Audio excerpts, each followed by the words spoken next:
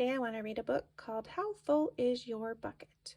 It's written by Tom Rath and Mary Reckmeyer, and it's illustrated by Mari J. Manning.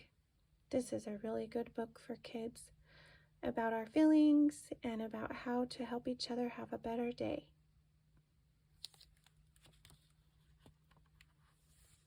Felix was putting one of the last blocks on his tower when his little sister came in. "I want to build with you," she said. Felix scowled. "Go away. You're too little." "I'm big." "Stay back. You'll knock it over." "I can be very careful." "Go play with your baby toys, Anna." Uh-oh, she's feeling upset about Felix. Thwack! "Grandpa!" Grandpa shook his head. "Felix, you just dipped from your sister's bucket. Like everyone else, Anna has an invisible bucket. When it's empty, she feels bad, but when it's full, she feels great. Didn't you ever notice your own bucket?"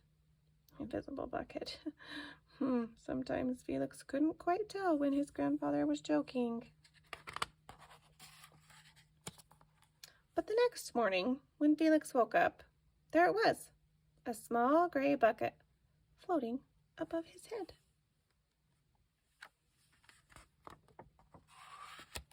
When Felix came down to have breakfast, his mom was in a hurry. "I've got a meeting this morning and it's almost time to go. Anna, sit still."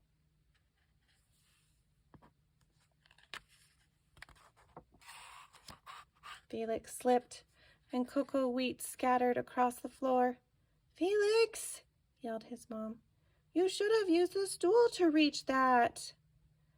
Felix could feel his bucket tip and big invisible drops spill out. Drip, drip. "Ha ha!" Anna laughed as she crunched the cereal with her shoe. Drip. "Get the broom and clean that up before you miss the bus," scolded Mom. With the school bus honking, Felix quickly swept up the cocoa wheats and grabbed the last blueberry muffin. But before he could even take one bite, Buster jumped up and grabbed the muffin from his hand. Drip. "Hey, look at Felix's new backpack. My baby brother has one just like it." Drip. Psst, Felix. Psst. Drip. "Hey, watch out, Shrimp." Drip. It was still morning, and Felix's bucket felt almost empty.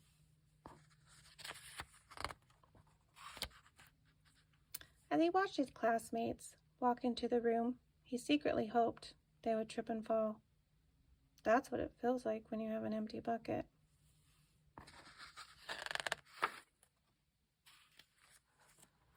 Felix slumped into his seat and waited for something else bad to happen. Mrs. Bumblenickel walked slowly up to his desk and handed him a paper. He could hardly bear to look. "Felix, you wrote a wonderful story. Would you please share it with the class?" Felix grinned and felt a big drop land right in his bucket. Drop. "The Gigantosaurus Who Wanted a Pet, by me, Felix."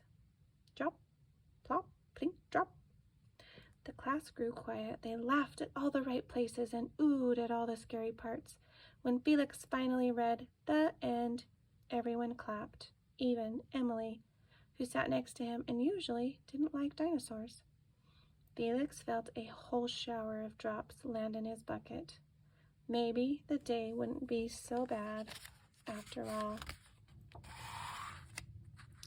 Drop. Team captains today are Veronica and Felix. Drop. "Nice cow."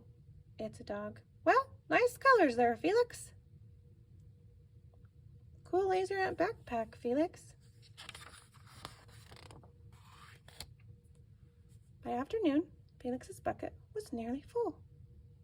At recess, when he looked around, Felix suddenly realized that his grandpa was right. Everyone else had a bucket too. Let me help you. Drop, drop. Here's your baseball. Catch. Thanks, dude. Drop, drop. Hi, I'm Felix. First day? Yes, I'm Amir. Drop, drop. The strange thing was that for every drop he helped put in someone else's bucket, he felt another drop in his own bucket. When Felix burst in the door after school, he shouted, "You were right, Grandpa. I do have a bucket, and I understand how it works." Then he saw Anna's torn doll. "Bad dog," he almost scolded. But then he thought, dogs might have invisible buckets too. "Your doll will be okay, Anna," said Felix. "Mom will fix her." Well, until then, do you want to help me build the tallest building in the world with my blocks? And so they did. It's good to be a bucket filler. Let's fill somebody's bucket today with something nice or even just a smile.